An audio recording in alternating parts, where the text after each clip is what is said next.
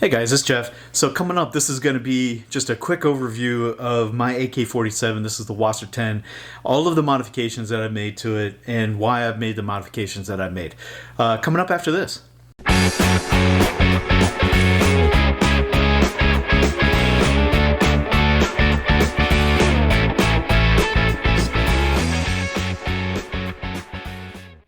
Alright guys, I'm back. So this is just a quick overview of my AK.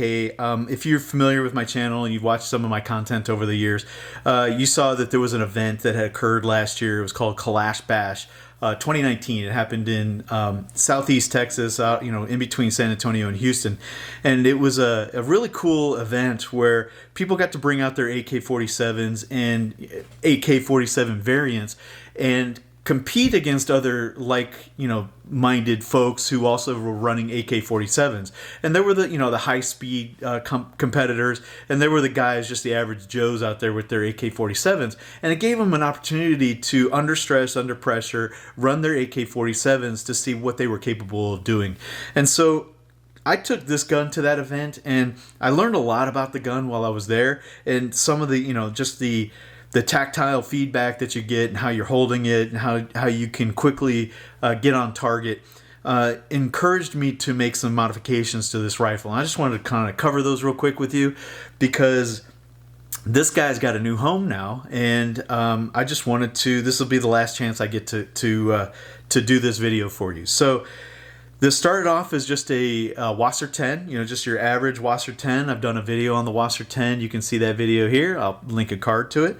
And I made a bunch of improvements to it over the years, just kind of trying to make it more mine. So I'll start at the front here. This is a blast deflector or a compensator, and it does the side exhaust on this thing, and it uses a crush washer, which for this particular use case is very sturdy, very solid, and it works very well. It does compensate the recoil on this guy, but if you're standing left or right of it, you're going to notice that you just got blasted by an AK-47 gas. I did go with RS Regulate M-Lock Handguard. This is the 13-inch handguard. It has an interesting way of mounting. It's almost like a free float handguard, but it does have some contact points on it.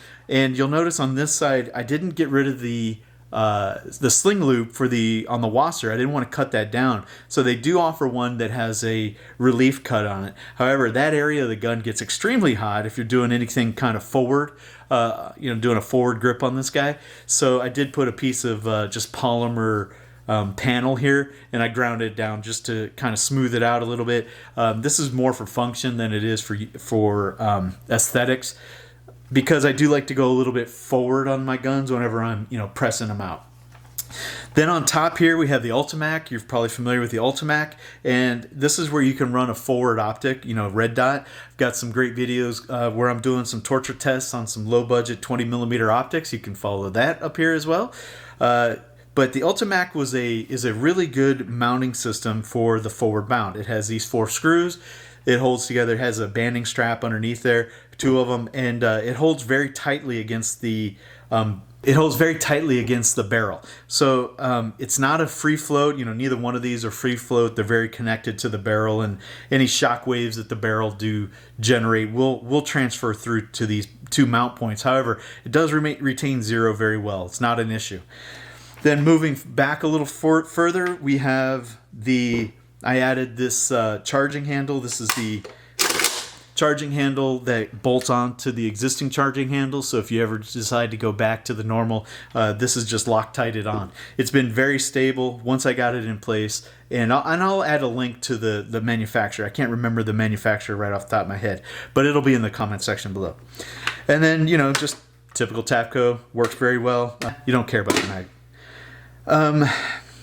Moving back, so I got the US Palm grip. This is very good grip. It does add a lot of pressure on this back point right here. So when you're trying to do, there's a lot of weight forward on this gun. So having that ability to push down because of this little hump back here does make controlling the AK-47 a much easier much more ergonomic when you're trying to manage it. And then I've got I believe this is the Veltor mount. This is the M4 stock adapter with just a Magpul, common stock on the back. This stock adapter does have sling points here, and the RS Regulate also has a forward sling point on it as well. So if you want a QD point, you don't want to use the Picatinny rails on the top, so you can get a 2-point sling on this very easily. Very ergonomic, very easy to manage and carry around. Anyway, that's it, guys. That's all I've done to this gun. It's been a very good shooting gun. I liked it a lot. But because of the ammo shortages going on and people gouging, I thought it was a good opportunity to pass this on to the next owner. I did upgrade my AK selection, so now I still have the NPAP and the on the Galil. Done videos on both of those. Again, you can find those up here in the card. So anyway, that's it, guys. That's all I got for now. If you like this video, please give it a thumbs up. If you haven't subscribed yet, please do. I don't make a lot of money off of YouTube. Half of the videos that I post, if I even take a screw out of a gun, they demonetize the video. They don't allow it to be monetized in any way. So they haven't completely shut down my channel, but I make very little money, and any money I do make, I put right back into content for you guys. So, if you want to throw me a subscription, that really does motivate me. You can also find information if you wanted to donate to my channel. You can look for my information in the About section of YouTube. I also upload my content to BitChute.com. That's an alternative streaming platform in competition with YouTube. Doesn't have a lot of the same features, but it is a nice alternative. And then you can follow me on Instagram and Facebook. Instagram, I put a lot of content up about what's going on in my life, things that are gun related, but not always gun related. I just photography stuff, travel, motorcycles, cars, etc., etc. A lot of gun stuff, but other stuff as well. So if you're interested in checking that out, you can follow that link in the description as well. So until next time, guys, I'll see you later. Take care. Bye.